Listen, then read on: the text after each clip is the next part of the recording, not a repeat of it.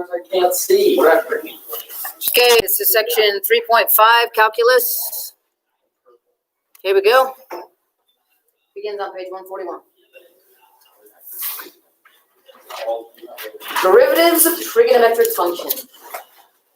We've been focusing on three main functions, one in particular, polynomials, power rule applies, rational functions, quotient rule sometimes, quite often, but not always, because we can always take exponents up, make them negative, and absolute value functions. We talked about that a little bit.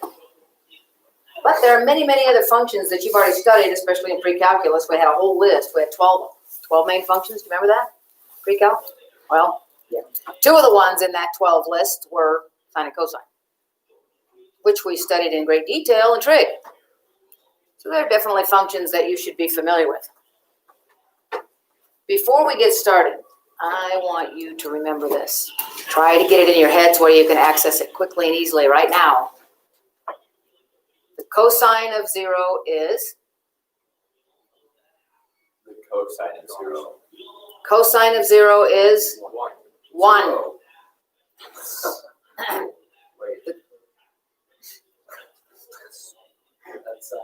Shh. The cosine of pi is?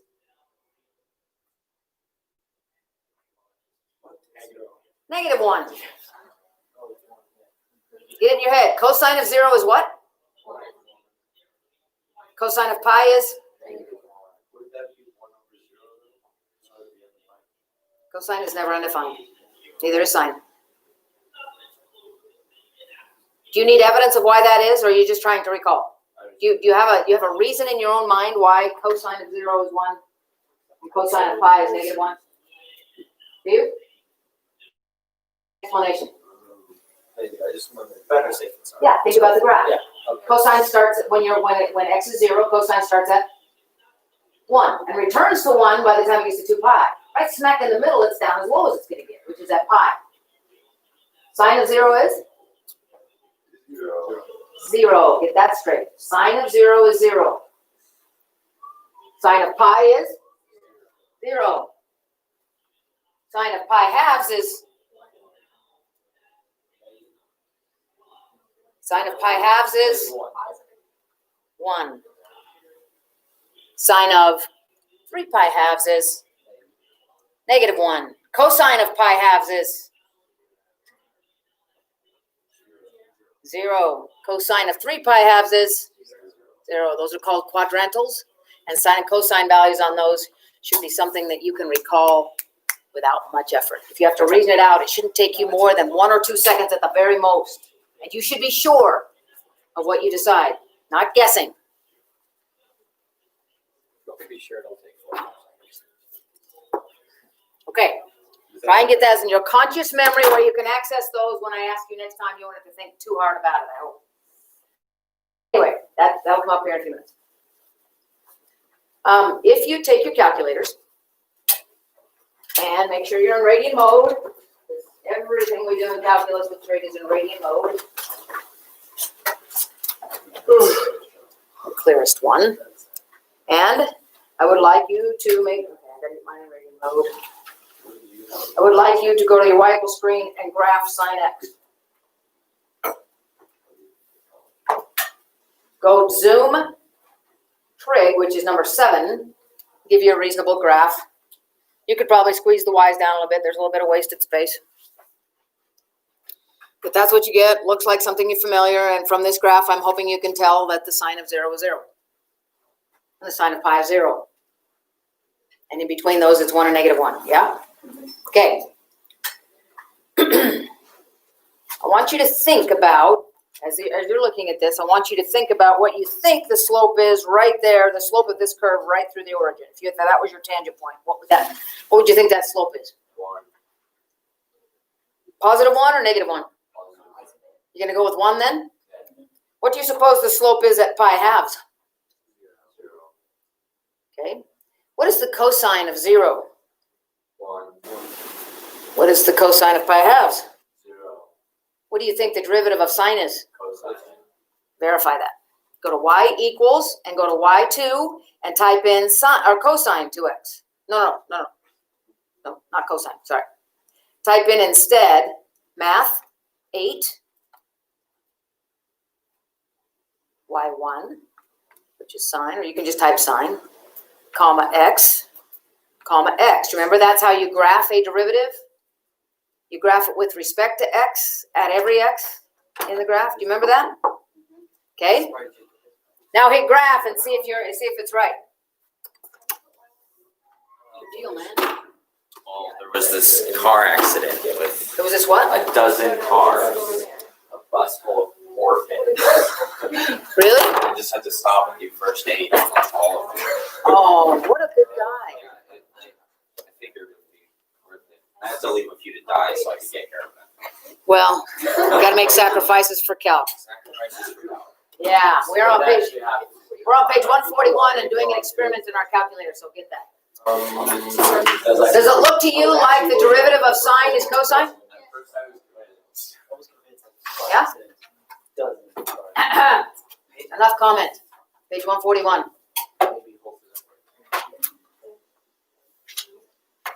So if we graphed sine function and we took a look at the slopes and kind of guessed at what they were, and then we graphed the derivative of sine and it turned out to look like cosine, is that enough evidence for you? Yes.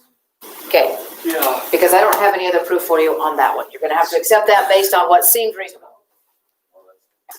Okay, so we're going to say this. I'm going to kind of keep track of what we come up with here today. If y is equal to sine x, then y prime is equal to cosine x. Okay? What do you suppose that the derivative, and you can investigate this yourself before you make a decision, what do you suppose that the derivative of cosine x is? Anybody want to guess before they try it? I was hoping it was cosine, but I don't. Well, it's not sine because we had it on the one. Sine. All you have to do to investigate it is Negative, change your negative. y1 to cosine. Because your derivative is already typed in. As soon as you change y1, it's going to change what the derivative is. Sine x minus pi half. You flip it or negative sine. So it graphs cosine first, and then it graphs cosine's derivative. What does it look like to you in the simplest possible expression?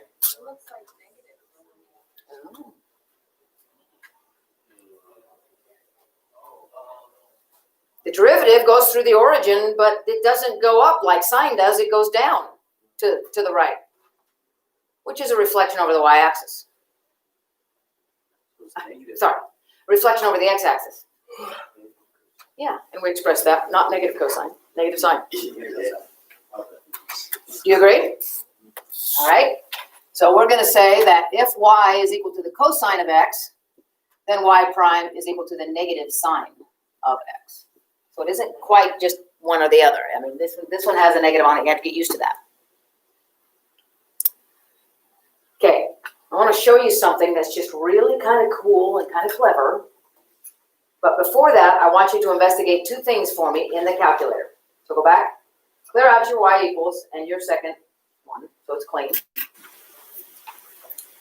And I want you to reinvestigate what you believe the limit, or maybe you can remember. If you can remember, we won't have to look at this. But if you can't remember, we're going to have to look at it again.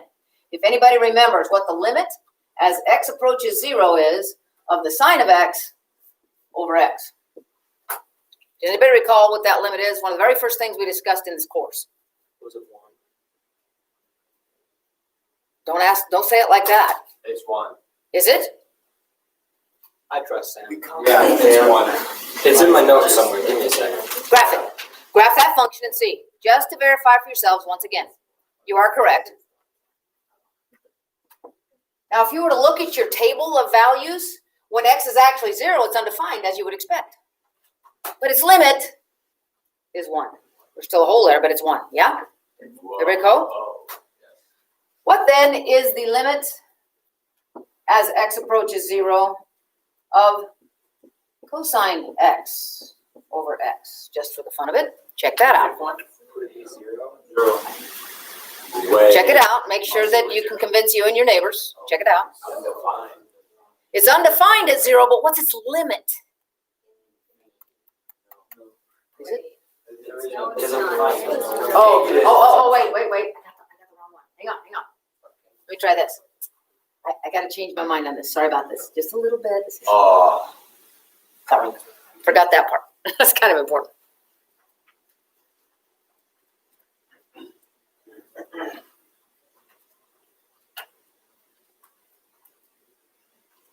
Syntax error, that's my favorite. Zero.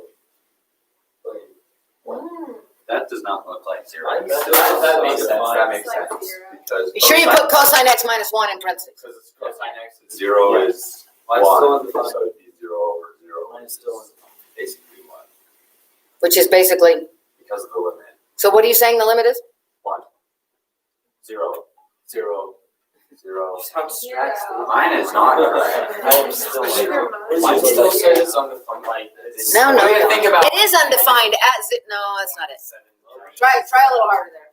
It's parenthesis cosine x No, it's Close not. it. Oh, Close the next X. one is cosine minus y. 1, close that, Stupid. divided by x. Yeah, stupid. Ah, let's not use stupid. Yeah, it's still not working. Gosh, Sam, you call me. I I gotta put a sneaker's password and we swiped her just like that. Stupid suck. This is what I got. No, okay. Is the x minus 1 supposed to be in the cosine parentheses? Cosine x minus 1. I multiplied by x. My bad. You had x minus That's 1. actually right. Except the Oh, cosine. yeah. Close the x and that's the parentheses. So that's the thing in parentheses. You understand that? Yeah. Yes. I got that puppy. Yeah, Yeah, since mine's nicer, it shows the whole. You're doing the derivative of it. I want you to graph the function.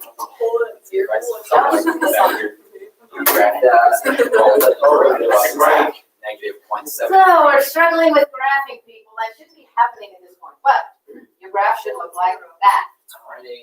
Morning, and I just got there. Okay,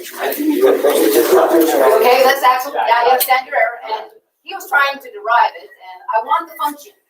Just the function. We get this, right? Everybody got this?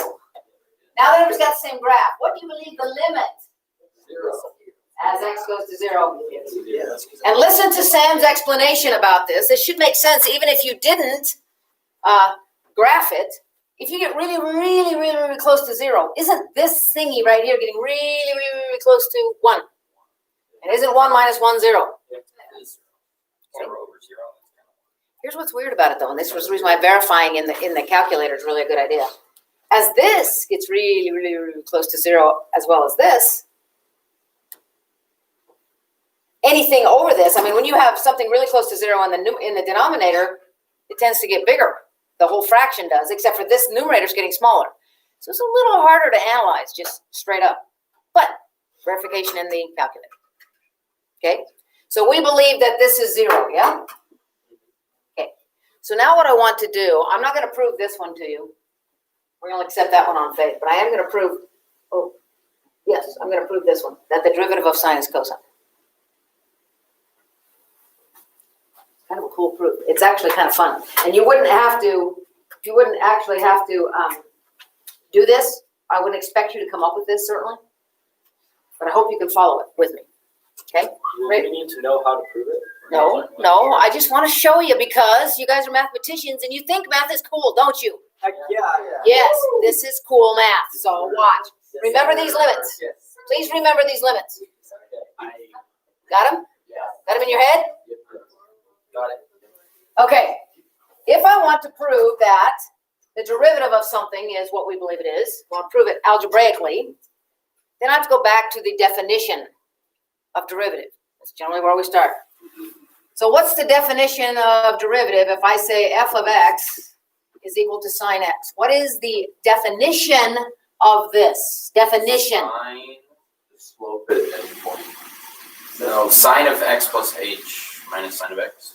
Yeah, it's f of x plus h minus f of x over h. Remember that? The limit as h goes to 0. So that's where then we go back to the definition. The limit as h approaches 0 of this function evaluated at x plus h. Get a little too shortcutted there. The position. Sine The position of x. x plus h minus what? Sine x. Sine x over h. Okay, now, how do you proceed from there? Some formula. Yeah, with an identity for the sign of a sum. Because that's what we have right there first. Anybody remember the identity for the sign of a sum? Sine of X, cosine of H. Sine X plus cosine H. Cosine. Hang on. Sine H. Is it mine? Sine X, what? Cosine H Cosine H. plus. Plus cosine X, sin H. We're playing trig rules. Is that right? You think? I think the sign don't might check be your negative. list. You think this sign might be negative? If you're not sure, then you better find a source and check it out. Check it out, bro. I know you don't want to look things up, but look it up if you're not sure. I don't think it's on there. You have some trig bits somewhere in your notes. Sine's plus or minus. If the sign's positive, the other one's positive. Cosine's the one that reverses then? Yeah, cosine is the one that reverses them. Cosine of a sum is cosine, cosine, sine, sine, but the sign is That's what I reversed. was gonna say. Sine is sine, cosine, cosine, sine, but the sign remains. Yes. Are y'all sure? The sign stays the same for this one. Okay, so everybody's convinced this is correct? Yes. Because Yeaman was just spouting it off from memory, and we don't want to depend on that entirely unless you really, really remember. Everybody clear? Yes. Okay, here we go. Shh. Minus sine x all over h. Now here comes the clever algebra. Watch, this is kind of cool. If I take sine x out, I'm gonna factor out sine x. But what can I factor that out of? The first one leaving 1 plus 2. cosine h. But I can't factor sine x out of this one. Minus 1. Minus 1, if I factor it out of this one and this one, but this one remains, so I'm going to just tuck him on the back here. We took one out of the back. Because we took sine x out of this term and that left a 1. Is everybody clear on what I did there? Something that may not have occurred to you to do, but I think you can follow. Yeah? Okay. Now, do you remember that if your denominator is a monomial, you can put it under each term? Then see if you can follow this next move. I'm going to go up to here. I'm running out of space if I'm going to leave that, so I've got to go kind of careful here. If I write it like this, see if you understand what I'm saying. Sine x times the cosine of h minus 1 over h. Do I have to put it under here as well? No. No. This is over 1. If I split it up, I can leave the h under there because this was this times this, so I can put h under either one because this whole thing is a single term. It can go under either one of them. Does that make sense? Or not? Yeah. Algebra? Okay. Plus, see if you follow this, the cosine of x times the sine of h over h. Can I do that? Huh? You can actually do that.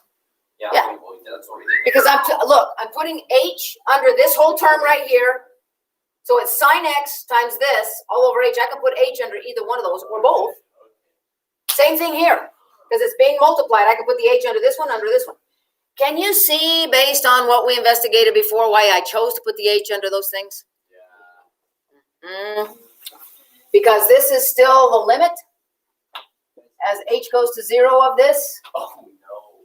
The limit as h goes to 0 of sine x is just sine x because there's no h in it. The limit as h goes to 0 of this piece of it is what?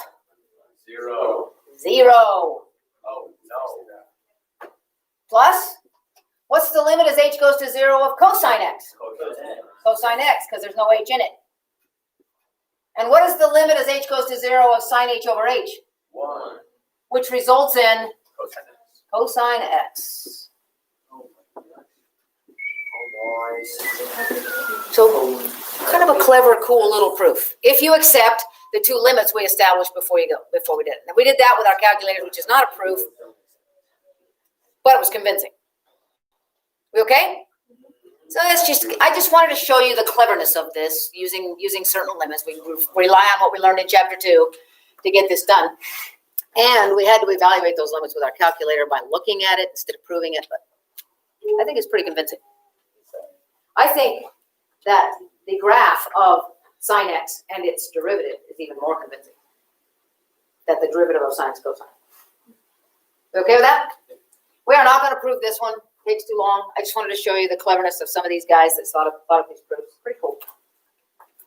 So here's what you see on page 142, at the bottom. They wrote it, instead of writing it y prime, this is just quicker, but they wrote y, and then they wrote dy dx instead of y prime. Still same thing, right? By the way, and some people still get confused about this a little bit, just to show you, this right here, when I say y and then y prime, is exactly the same as saying y and d dx of whatever y is. That's why they're writing it like this. If y is sine x, then we're taking the derivative with respect to x of sine x. We're actually replacing, instead of saying dy dx, we're replacing y right here with what means the derivative x of this function. Part of the notation you learned before, you just haven't seen it a lot yet. I'm just going to say y prime, but you need to understand that when they, instead of saying y prime, they can say d dx sine x. So they can focus on that. Anyway, it's notation. You'll get used to it the more we go along. All right, now let's take a look at example 1, because this is where people are going to get hung up a lot. Because, and I was working with a former student of mine who's taking calculus at BYUI, and about 4 times already with him, I've said, no, you forgot the product rule. And until you have made that mistake enough times, it takes fewer times for some of you, and some of you will still be saying, oh yeah, I forgot the product rule. After 10 times of making the mistake, get over it, apply the product rule. This is what I mean. Y equals x squared sine x.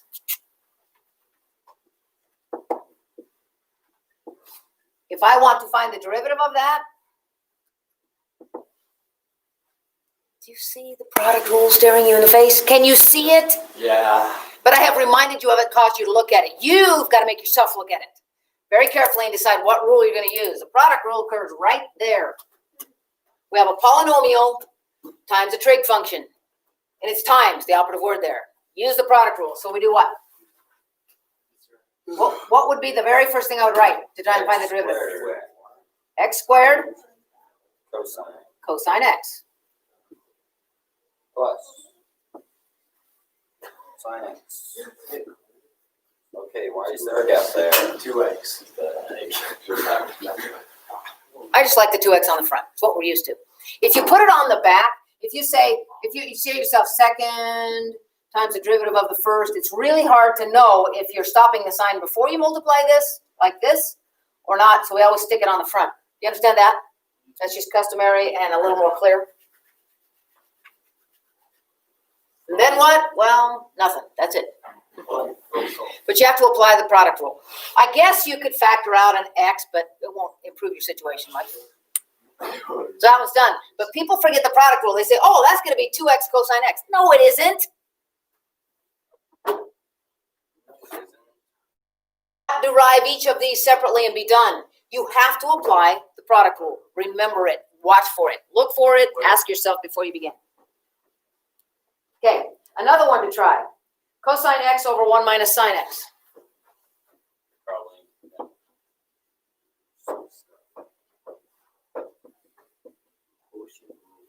Yeah, quotient rule looks like a good thing to do. So I have y prime is going to be what? Most people don't forget this one. They almost forget this one, but not this one so much, because it looks like a quotient. It's scary looking, so they think harder. 1 minus sine x. 1 minus sine x, all of it, times what? Negative sine x. Minus Cosine x. Of negative cosine. How does negative cosine? Do you agree with that? See that? Yeah, there's a negative there. It's kind of hard to see. Look, bottom, that's 1 minus sine x times the derivative of the top. Derivative of cosine is negative sine. See it?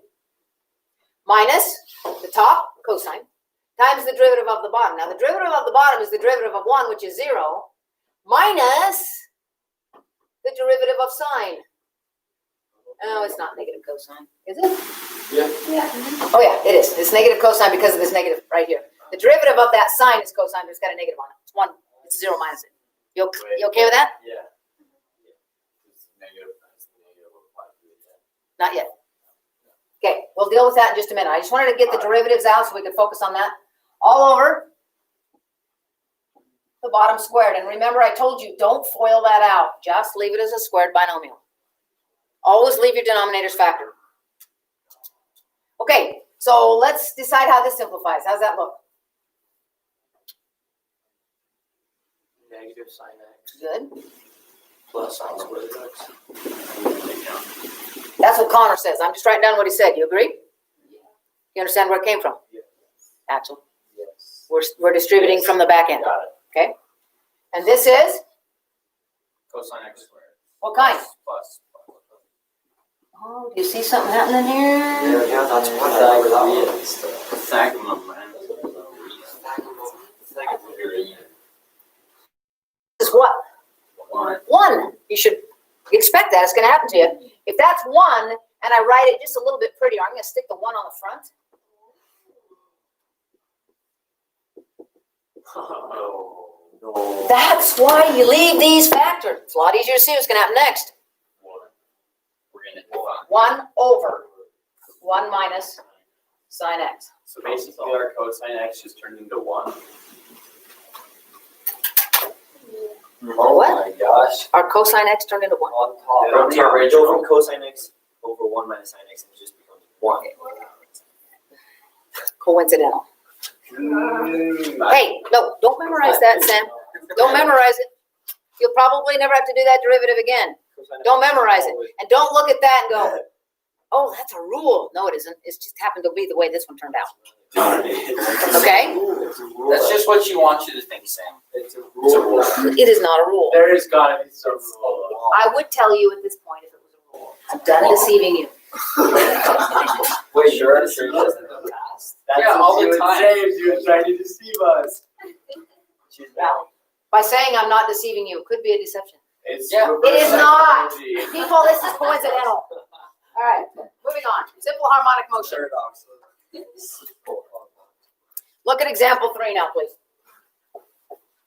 Simple harmonic motion. That's what leads us to these sines and cosines. They are harmonic graphs because they just keep doing the same thing over and over and over. But I want to look at what it means physics-wise a little bit here. Here's the situation. Do you want us to example 2 or 3? 2. I was looking at it from a distance and my eyes don't tell me what I'm saying. A couple. Listen up. Here's our situation. A weight hanging from a spring is stretched 5 units beyond its rest position. The rest position is s equals 0. So it's like this. If you could put a mark on if you could put a pen sticking out like this and have a whiteboard behind it, and you stretch this out a little ways like Spring. I'm going to squeeze this up just a little bit so we can all see it. If you stretch it out like this, then if you could put a mark, if you had the pen attached to this, you could put a mark, that would be S position 0. It's vertical position. Okay? It's called equilibrium. Get used to it. The 0 point is equilibrium. It's not the origin. A little bit now because I'm not too steady. And what we're going to do is, and I want you to think about this, if you had to actually do this experiment and you had to be the one to push the start button on the stopwatch to time it, do you think it would be easier to hold this up? Question is, would we hold it clear up here? You can already see the trouble. Would we hold it clear up here to where this is completely done in like that, or so, you know, and then, or would you like to hold it down here and then perhaps start the stopwatch right when it passes the equilibrium point? You know, you wait for a second until it gets back here to equilibrium and then start the clock? Or do you think it would be easier to pull this down like this and then tell everybody ready, set, go? Where would it be easier? What would be easier to start the stopwatch on? Right, the second one. When you let go of it. Right when you let go. Down here? Yeah. That would be the easiest because it's already stretched. You're not going to lose the weight. It's not like up here where it comes unhooked like I just did again. It's also not going to be very good if you know where the equilibrium point is. Well, it's right here. If you know where the equilibrium point is and then you come down here and you say, okay, as soon as it hits that equilibrium, I'm going to start the clock. That would be very difficult, right? Let me tell you the differences in what I just said. If you decide to model this with a sine curve, think about where sine starts when time is 0. Starts at equilibrium. Sine starts at equilibrium. Well, that would be the case where you pull it down and then you say, okay, as soon as it passes equilibrium, I'll start the clock. It's right here again, I'll start the clock. It's really hard to do. Do you think it would be better to start it with cosine, which starts at 1? Would it be better to hold it up like this and then drop it? Maybe. Be easier than that equilibrium thing. But I think we've all agreed that it would be easier to pull this thing down like this and then say, ready, set, go. I pulled it down too far, got a little out of control. So what I'm suggesting then is that we model this with a negative cosine curve. Do you understand the decision there? Easier to do if you're going to start the clock. Okay, here's the problem that I have with the author of this. I hate it that he did this. So we're going to do it right. Again, he doesn't pay much attention to physics, especially sines, SIGNs, not SINs. Look at what he did on that graph. He reversed what you've been told all your lives. He put the 5 below the negative 5. That's ridiculous. We are going to pull it down to negative 5. And we are going to model this thing with this function.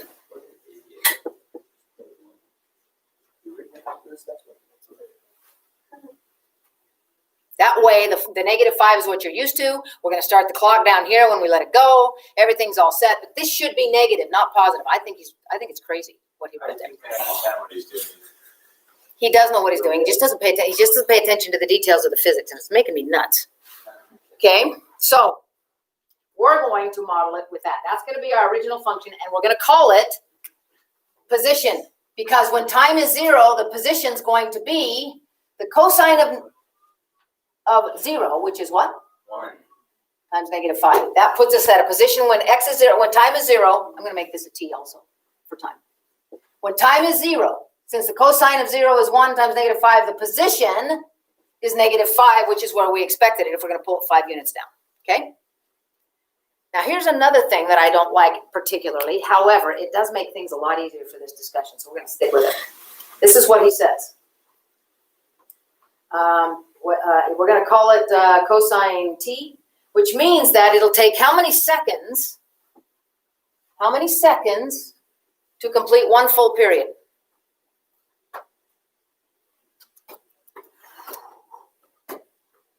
Two pi? It has nothing to do with the amplitude. 2 pi. 2 pi. How many seconds is that? 6.28. You think it's going to happen with that spring? I doubt it. Not unless it's really, really long. Because you're talking about this. You pull it down 5 units, whatever the 5 units is, and you go 1, 2, 3, 4, 5, 6. However, leaving this as t instead of 0.035 t or something like that is going to be a lot easier to talk about. So we're going to go ahead and go with that. But in reality, that spring is really long, and it's going to take a long time to go all the way up and all the way back down, because by the time it reaches the down point again, it's going to be a little more than 6 seconds. We could make them tenths of a second. Then it would be 0.628. That might be a little more reasonable, but we're not going to. I could put a 0.1. I don't want to do that. Okay? We're going to deal with it with just the t. So just want you to realize what's going on in reality. So let's see if we can figure out what's going on with the derivative. What's the derivative of position? Velocity. I'm going to write this s of t. Velocity, which is s prime. And what is that? Negative 5 times negative. Those 5 sine. Would you agree with that? Because, by the way, are you convinced? Do you understand why, if you have a constant right here times something else, that the constant just tags along? Do you understand why that is? Anybody need that shown to you? I do. Okay. If you have, consider this. If you have 3 times f of x, any function that is a function, but any function at all, if you have 3 times f of x, so that's a product right there, that would be the first times the derivative of the second, plus the second times the derivative of the first. So when the first one in the product is a constant, then this second term in the product rule goes away, and can you see that the 3 just tagged along? You understand that now? Okay, so do you understand that this is going to be the derivative of cosine, which is negative sine, times negative 5, so we get 5 sine t. And even though this was a product rule, one of the pieces was a constant, which means it's okay to just let it tag along. Everybody clear? Okay, all right, okay. So what then is the acceleration with respect to time?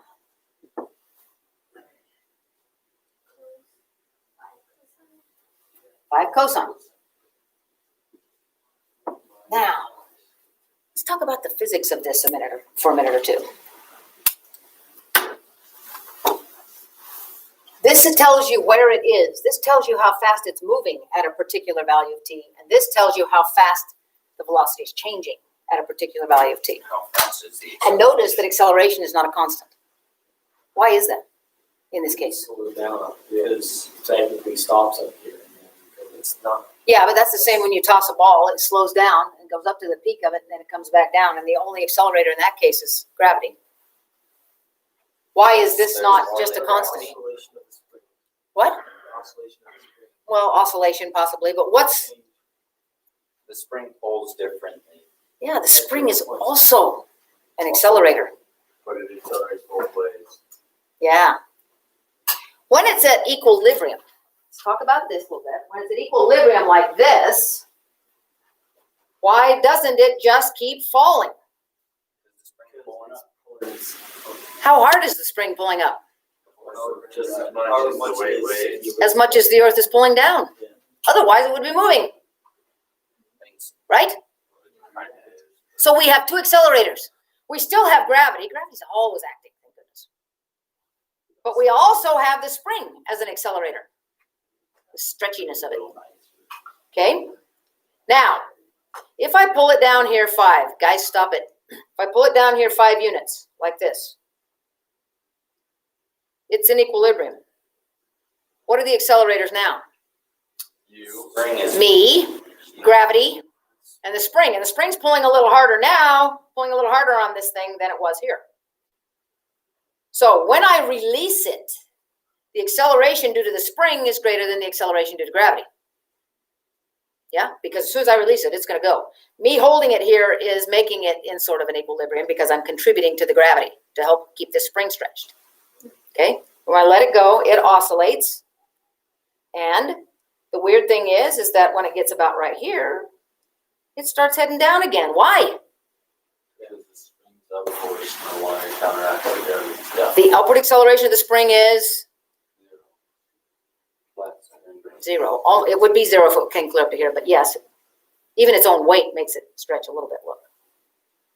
Yeah. That's Okay, it's contributing to the weight on the spring. Okay, so when it gets up to here like this, then the acceleration due to gravity is greater than the springs upward. No, greater than the springs upward. Yes, and then gravity is greater than the spring's acceleration until it gets to right here. Then they're equal, right? And then we go down. It continues to go down because it's got some momentum. It goes down. And now, as it goes down, the farther it goes down, the spring is gathering more and more accelerating force to pull it back when it gets to the bottom. You with me there? Yeah. Okay, now, when the spring is at equilibrium, where is the spring at equilibrium, according to this? Fine. When its position is 0, how many seconds have elapsed? Okay, it's a Loaded question. It's a half pipe. It is a half pi for the first time. Because if position is going to be 0, then the cosine of t has to be 0, since this will never be 0. You with me there? And what did we say? Cosine of t is 0 where? For the first time? Pi halves. And so what I'm saying is, when you pull this thing down, remember this thing takes 6 seconds, a little more than 6 seconds to go all the way. Just remember that. If I go like this, then it takes 1.57 pi halves seconds to get to here. Wow. Right? Yep. So when his position is 0, a little more than 1.5 seconds has elapsed. Yeah? Okay. When is its position the greatest? When is it the highest? What time is it when it's the highest? that again. Yeah. When, time-wise, seconds, number of seconds. How many seconds is it when the position is at 5, which is its highest position? 3.14.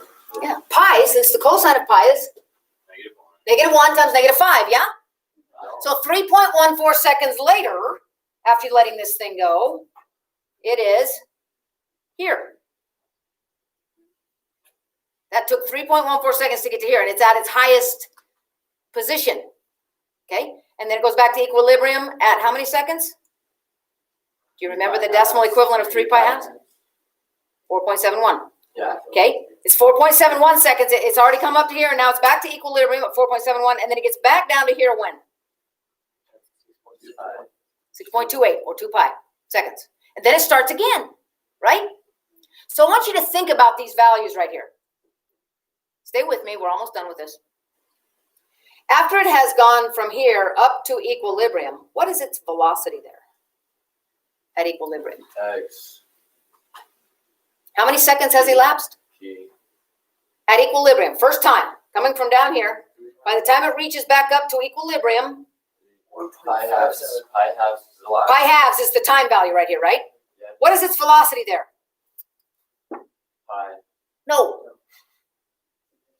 0. I know pi halves, which is 1. Oh, yeah. Times 5? 5. Its velocity is 5. 5 what? 5 feet per second, or whatever we're measuring this stuff in. Do you believe that the velocity is as fast as it's going to get when the thing's at equilibrium? Yeah. Makes Yeah, sense. yeah. Because sine always oscillates between -1 and 1, and it is 1 at pi halves. That's as big as it's going to get. So it's moving the fastest at equilibrium. What's its velocity at equilibrium on the way back down? -5. -5. Does that make good sense that it should be negative? Because at that point it's moving down. And it has its fastest velocity at equilibrium. Yes? When does it have its smallest velocity?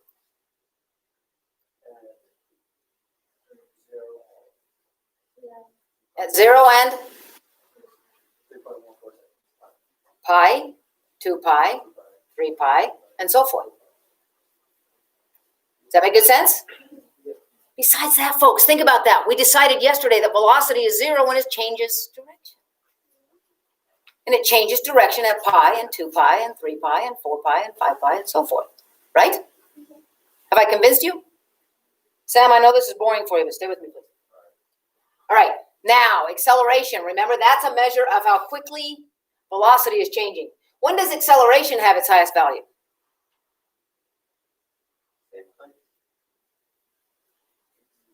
Wait. That was 0. 0. It has its acceleration is highest at 0 and at pi. It's accelerating downward at pi because by the time it's at pi, it's up to here again, remember? And all of the force acting on it right here at this very instant is gravity. Right? So acceleration has its highest. When does acceleration have its lowest value? At equilibrium, because that's when the spring and gravity are acting both in opposite directions at the same value. Besides that, when t is pi halves or 3 pi halves, which is equilibrium, cosine is 0 there. You have your acceleration. Your acceleration is smallest when your velocity is greatest. Something to note, and when you're talking about these things and knowing about sine and cosine. Now, you may not have the same epiphany about this that other people do, but when you're in physics, this is phenomenal, discussing these things and understanding what's going on. Okay? Just wanted to give you a little taste of it and show you how we interpret those things when acceleration doesn't turn out to be just a constant per second. Okay. Turn a page, and you see another concept called the jerk. Notice example 3. The title to example 3 is a couple of jerks. Okay, just silly. But a jerk, folks, a jerk is the rate at which it's moving is changing. What? It's the rate at which acceleration is changing. And in this scenario, Acceleration's constantly changing. It has its highest value at the peak, and it has its highest value at the bottom when the spring's pulling back the hardest. But everything in between it, it's changing back and forth like this. And so it has a changing value. Acceleration is never constant in that scenario we're talking about, which means we have a third derivative. And what is that? -5 sine t. Negative what? 5 sine t? Yeah. This is the rate at which the acceleration changes. When is the jerk the greatest?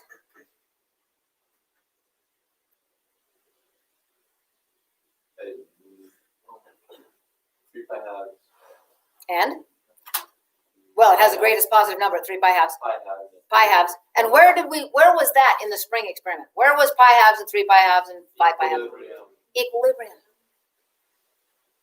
When you've reached every time you pass equilibrium, you're being jerked around at the greatest amount. Because you're going from 0. It's the rate it's the time at which acceleration is changing the most. And when you are experiencing a change in acceleration, when it is the highest, is when you get the most flutter in your stomach and you get the most dizzy feeling. Like G's. When, think about your experience with elevators. When do you experience that flutter in your stomach when you're going up? Right when it starts? Right as it starts peaks and and then right drops as down it a little bit. ends. Right as it reaches its maximum velocity. Isn't it true? I mean, when you're standing there in the elevator and you feel it start to rise up, it's starting to accelerate, right? Starting to move faster upward. You feel your feet, you feel like your whole body's getting a little heavier. But when do you go, whoa?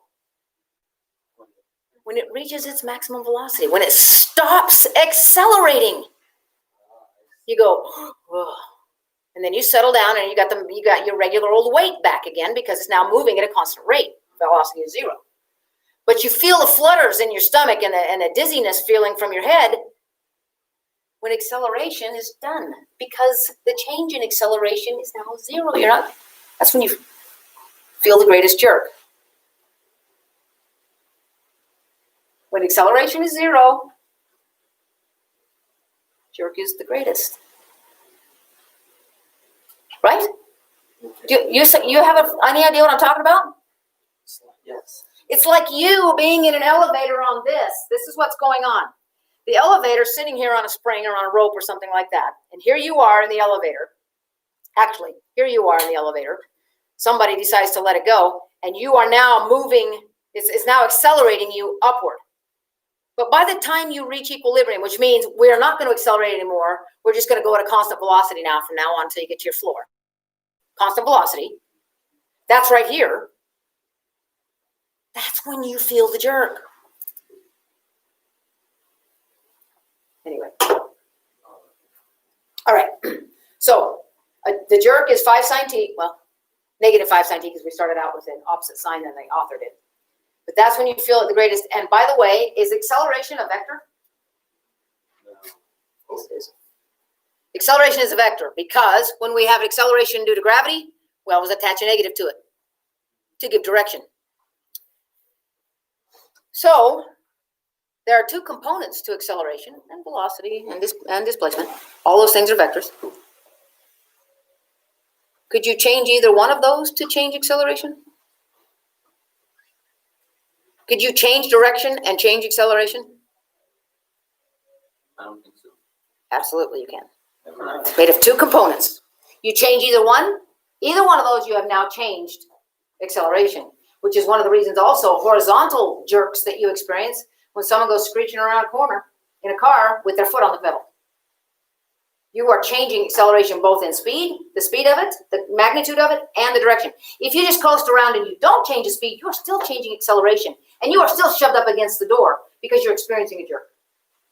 It is the jerk or the change in direction for acceleration that spills your drink in the car and makes everybody sweat. Makes me sweat, especially if I'm alone. Okay. I shouldn't admit that, but we're all good friends now, right? All right, so jerk is a real thing, and it is the third derivative of position. especially when you're dealing with springs or moving cars and things like that. All right. Enough of that. That's all the physics you're going to get today. Now I want to talk to you about the other. There are 4 other trig functions. And they have derivatives too. So let me show you real quick. This won't take very long, especially if you're concentrating with me and you remember your trig even a little bit, especially your reciprocal identities, not reciprocal. Well, those two. Let's take, we've done sine, cosine. What do you suppose the next obvious one is going to be? Tangent. So if I say y is equal to tangent x, the reason why we had to discuss these two first, and the reason we got them kind of by looking at the calculator with those limits and stuff like that, is because everything else is dependent on these, if you think about it. What's another name for tangent? So we are going to rename the function. We are not deriving at this point. We are simply using an identity on this. So it's another name for tangent. But we know a lot about the derivatives of these things. We also know what rule? Quotient rule. So let's take a look at that. Y prime is going to be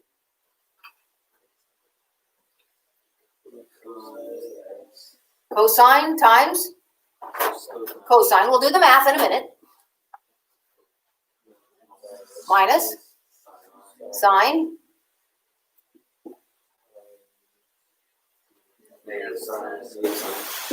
all over. Now do the math. What have you got here? Oh yeah, thank you. What have we got here? Cosine squared x plus sine squared x. So we have 1. 1.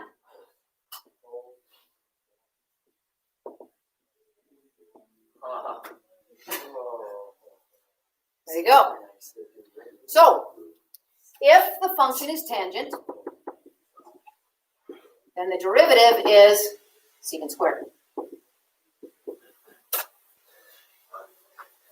So that wasn't really a difficult investigation, right? That wasn't too bad. Which one would you like to consider next? Secant.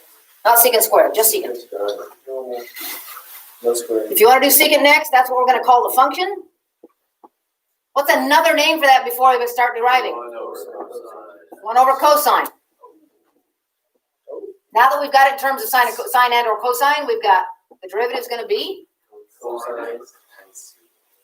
bottom times the derivative of the top. You can do that in your head. Negative sine x.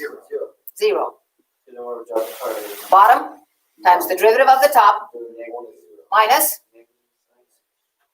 the top times the derivative of the bottom. Negative sine x.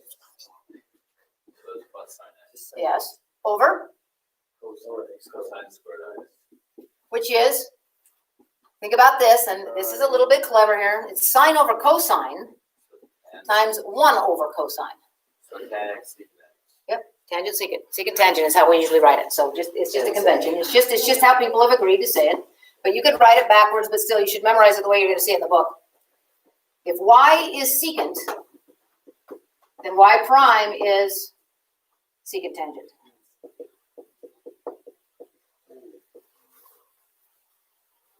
It's weird that the secant's derivative also has a secant in it, but it does. That's what we got here was secant tangent. Everybody okay? Yeah. What do you want to consider next? Cosecant. Cosecant. Because why not? Because why not? What's another name for that? 1 over sine. 1 over sine. What is its derivative? Cosine. 0 Minus. cosine x over sine squared x. Good. Are you all following? I'm only hearing a few voices. We all following? I'm not hearing many ladies' voices. Are you following, ladies? Yeah. Okay. So it's cosecant cotangent. So it's negative cosine over sine times 1 over sine, which is cosecant cotangent. Negative. I'm going to put it up here because I'm running out of space down here. I'd like these to be in a whole list. I hope you're making a list of these things yourself. So this is cosecant. What did we say it was? Negative cosecant. Negative cosecant cotangent. So again, derivative of cosecant involves a cosecant, but also a negative sign. So What's the last one? Cotangent. So if I let the function be y equals cotangent, it's another name for that? Cosine over sine. Good. Okay. Y prime then will be Negative sine x over cosine. sine times negative sine. I'm gonna write it down so you don't lose track of everything. That's stupid rule. Cosine. Cosine, cosine, cosine, over Sine squared. sine squared. So I get Negative sine squared. negative sine squared Oh, yeah. minus Cosine squared. cosine squared. So it's negative 1. So we take out a negative and we end up with, 1.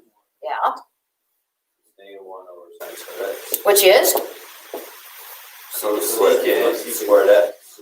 Negative cosine squared x. so if y is cotangent, then y prime is negative cosecant squared. Now, I do. You're like, oh, right there. It just. That just takes too long. do you think you will get a cheat sheet on the next test? No. You gotta get these in your head. Let me show you a few things to help you tie a few dendrites to your memories here. Any co-function has a derivative that's negative, first of all. All co-functions' derivatives are negative. And all non-co-functions. Correct. Also notice, and you'll deal with this one so many times, you'll deal with this a lot. Tangent isn't a co-function, neither is its derivative. Cotangent is a co-function, and so is its derivative, and because it's a co, it's negative. But they're both the same kind. This is secant squared, this is cosecant squared. Cotangent, cosecant, tangent, secant, but they're squared. The other two oddballs, secant and cosecant, each have themselves as part of their derivative. These are the odd. I think of these as the oddballs. They're weird. I don't deal with them much. But they have two pieces to them. They both have two pieces to it. The co-function one is negative, as we agreed, and they each have. If it's secant, there's no co in this. If it's cosecant, there's two co's in this. That may help you memorize it a little bit. You guys have plenty. So I only have one more example, and I'll do it for you on Monday, but you've got enough to do this assignment. Okay? Keep your list handy, because you're going to want to use it as you memorize it. Get them in your head. You got to have memorized by next time. See you later.